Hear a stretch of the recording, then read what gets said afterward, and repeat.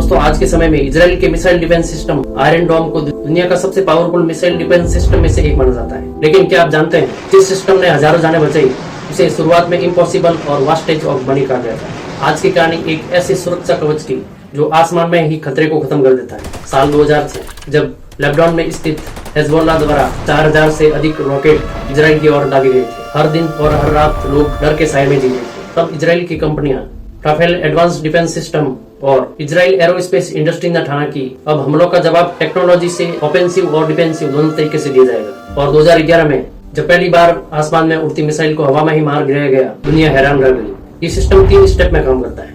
पहला है रडार। जैसे ही दुश्मन रॉकेट लॉन्च करता है ये सिस्टम तुरंत पहचान लेता है। दूसरा है ब्रेन या बीएमसी। ये कुछ ही सेकंड में तय करता है ये रॉकेट किसी शहर पे गिरेगा या किसी खाली जगह पे।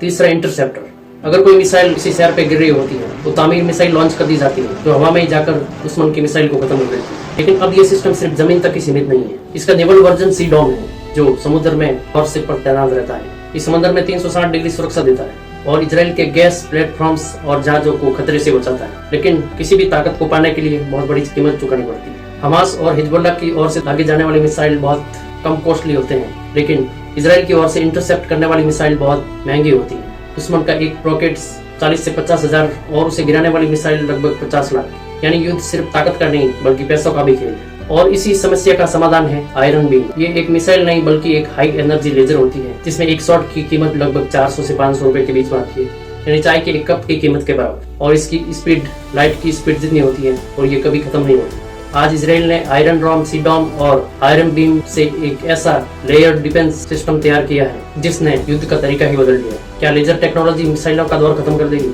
अपनी राय कमेंट में जरूर बताएं।